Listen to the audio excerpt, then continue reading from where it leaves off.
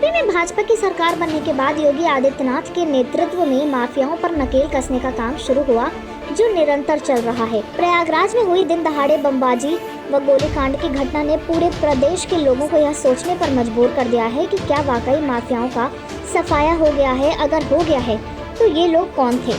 लोगों का मानना है कि सरकार किसी भी पार्टी की रही हो, मगर सिस्टम पर हमेशा से माफियाओं की धमक रही है। धनबल और बाहुबल के आगे या तो शिकायतकर्ता खरीद लिए जाते रहे या फिर उन्हें रास्ते से हटा दिया जाता रहा।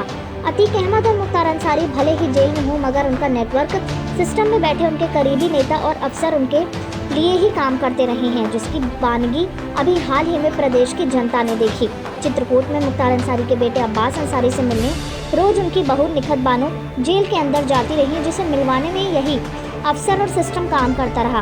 खैर, उस पर कोई घटना होने से पहले समय में रहते कार्रवाई हो गई। इसी तरह सूत्र बताते हैं कि प्रयागराज में दिन दहाड़े हुए उमेशपाल हत्याकांड की साजिश भी जेल में रची गई। बरेली जेल में बंद अतीक अहमद के भाई पूर्व विधायक अशरफ से कुछ लोग जेल में मिलने गए थे, जिसके बाद इस दिल दहला देने वाली घटना को अंजाम दिया गया। इस मामले में भी यूपी एसटीएफ सहित 10 टीमें लगाई गई हैं। जैसा कि मुख्यमंत्री योगी आदित्यनाथ ने सख्त लहजे में सदन में कहा था कि माफिया को मिट्टी में मिला देंगे, उस पर काम भी शुरू हो गया है। प्रयागराज में चर्चित हत्याकांड में शामिल एक शूटर अरबाज को यूपी पुलिस ने मार गिराया है। अन्य शूटरों की तलाश में पुलिस फतेहपुर सहित प्रयागराज के आसपास के जिलों में भी छापेमारी कर रही है। लेकिन सोचने वाली गंभीर बात यह है कि 80 के दशक से 4 दशक तक गुंडई व माफियागिरी के बल पर अतीक प्रयाग में राज करता रहा, जिसे जब चाहा उठा लिया, जब चाहा जमीन कब्जा कर लिया। लगभग 100 मुकदमे होने के बाद भी आज तक इस माफिया को एक में भी सजा नहीं सुनाई गई। इसी तरह फतेहपुर में भी 2 दशक से गैंगस्टर रजा और उसके गैंग ने अपनी गुंडई के दम पर करोड़ों की नाजायज संपत्ति बनाई, मगर आज भी सिस्टम उनके लिए ही काम कर रहा है। सोचिए कि लगभग 2.5 दर्जन मुकदमे होने के बावजूद आज तक एक में भी गिरफ्तारी नहीं हो पाई थी। अधिकतर मुकदमों में या तो माफिया के दबाव में पीड़ितों ने मुकदमे वापस ले लिए या फिर पुलिस ने धनबल के प्रभाव में आकर एफआईआर लगा दी। आश्चर्य यह है कि गैंगस्टर में भी माफिया की महज 1 करोड़ की संपत्ति कुर्क कर मामले को ठंडे बस्ते में डाल दिया गया, जबकि उसके गैंग में शामिल एक भी सदस्य की संपत्तियों की कुर्की नहीं की गई है। ऐसे में योगी सरकार में आज भी ये सवाल बना हुआ है कि माफिया पर आखिर किसका वरदहस्त है। फतेहपुर जनपद में नंबर के नाम से यह गैंग कुख्यात है। 2 दशक से इस गैंग की जड़ें सिस्टम में इस कदर जमी है कि इन्हें निकाल पाना इतना आसान नहीं।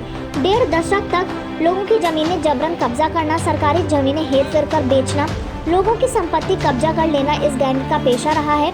2017 में योगी आदित्यनाथ उत्तर प्रदेश के मुख्यमंत्री बने, जिसके बाद माफियाओं पर ठोस कार्रवाई होनी प्रारंभ हुई, मगर फतेहपुर में सत्ता के कथित नेताओं को अवैध धंधों में अपना पार्टनर बनाकर व अफसरों को खरीदकर यह गैंग बदस्तूर अवैध कामों को अंजाम देता रहा। योगी सरकार के प्रथम कार्यकाल में इस गैंग ने दिन दूनी रात चौगुनी तरक्की की, मगर कार्रवाई की जद में आने से बचता रहा। लगभग 2.5 दर्जन मुकदमों से तिकड़म, धनबल व बाहुबल से बचते रहे इस माफिया को अंततः भाजपा नेता फैजान रिजवी से मारपीट के मामले में पूर्व सदर विधायक विक्रम सिंह के हस्तक्षेप के बाद जेल जाना पड़ा, जिसके बाद माफिया के खिलाफ गैंगस्टर की कार्रवाई हुई और उसकी संपत्ति को कुर्क किया गया। इस मामले में भी उसी सिस्टम ने काम किया जो आज भी अतीक, मुख्तार, इरफान जैसे माफियाओं के लिए ईमान बेचकर काम करता रहा है।